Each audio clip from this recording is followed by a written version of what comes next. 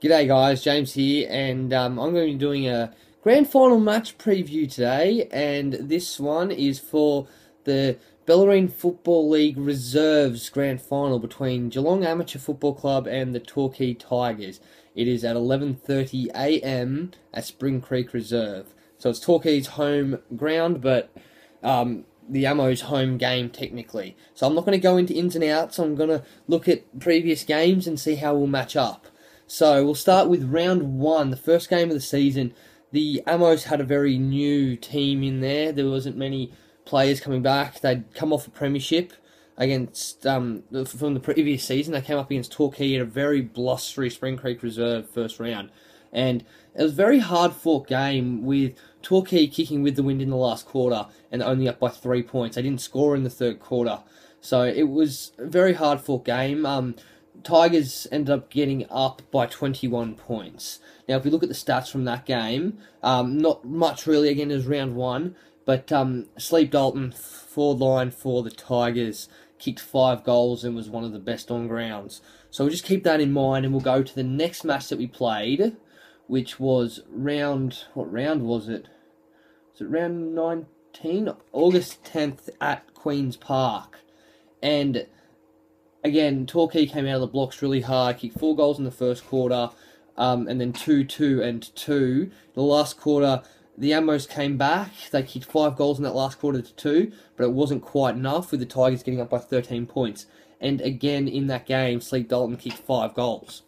So you look at that, and in that game, Chad Vince played a little bit further up the ground, so just keep that in mind as well.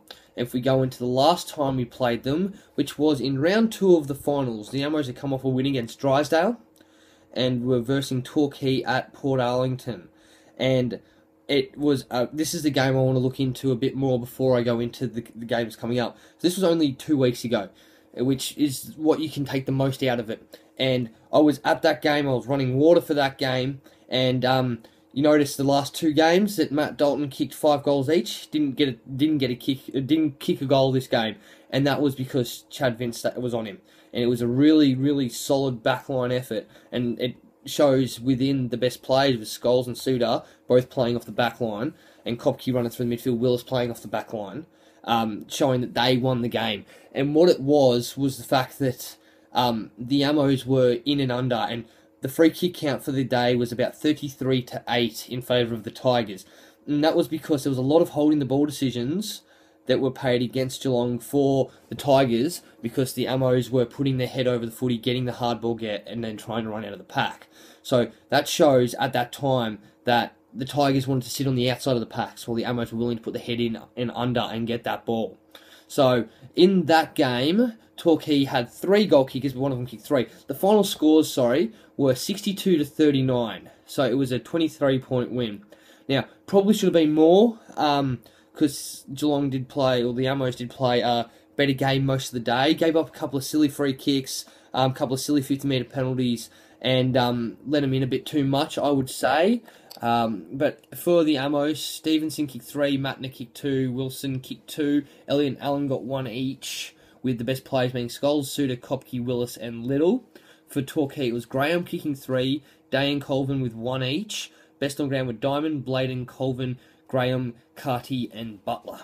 So we'll go into the game this weekend, and I'll start with the selected sides. I'll start with the whole of the Ammo side and then go into the whole of the Torquay side, then analyse it from there. So across the full back line, we've got Scholes, Vince and Willis. Half back line is Nelson, White and Suter. Across the middle, Allen on the wing with Coventry, Wine, Madden and Hicks. And on the other wing is Dill, Mulgrew. Across the forward line, you've got Hollis, Stevenson, Kopke, Balding, Matner and Coulter. So that's the full side for the Amos. For Torquay, start with the full back line again. It's Morris, Colvin and Sprigg, Clark, Perry, and we don't have someone named on that half back line. I don't know what's going on. Across the centre, we've got Butler, Diamond, Hill, Dawson and Powell on the other wing. Half forward line, Baker, Day and Sleep Dalton. And across the full forward line, it's Gaines, Thompson and Graham. Right, key matchups for this game. We'll start with the keyest matchup, which would be Chad Vince onto Michael Sleep-Dalton. Last week, Vince did it brilliantly. Didn't let him get near the ball. He did run off him a couple of times to get that intercept. It was really well played by Vince, by Chaddy, and kept him to 0 goals the first time against Torquay this year. He's kicked 60 goals this year and didn't kick a goal. And that's from a team that hadn't lost a game before 2 weeks ago.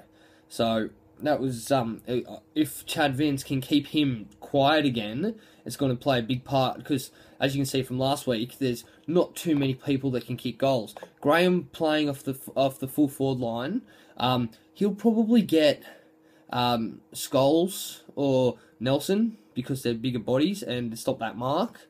But again, Scholes likes running through the middle. You guys know what I'm talking about. So that's the first big play. Second one is the midfield battle. Now, I can't pick out any individuals for the midfield battle because it's just all a team effort for both teams in there.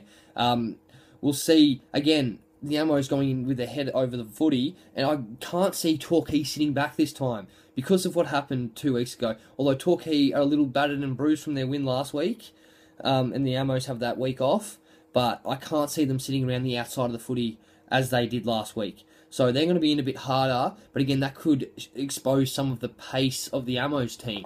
When you look at it with Mulgrew and Allen, as well as Wines, and then on the bench you've got Dicko, Little, Wilson, Friendy and Ryan, it'll expose the pace of the Ammos, which we didn't show much last week, because we didn't need last week, 2 weeks ago, because the Ammos didn't need to do that.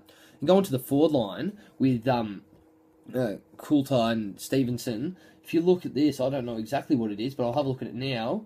Coulter's kicked 88 goals this year. He's had a bag of 19 against Newcombe, a bag of 20-something against Newcombe. If the ball can get delivered to him out in front, he'll get it in the midst, and there's no stopping him. 2 weeks ago, he didn't kick a goal. So we need to put it in his hands. He'll do his best. Now, and the other factor I see is in Torquay. Now, Torquay seniors aren't playing after the Rezzies, so there probably won't be that monster crowd there, but the senior guys will probably go down and support their Rezzies.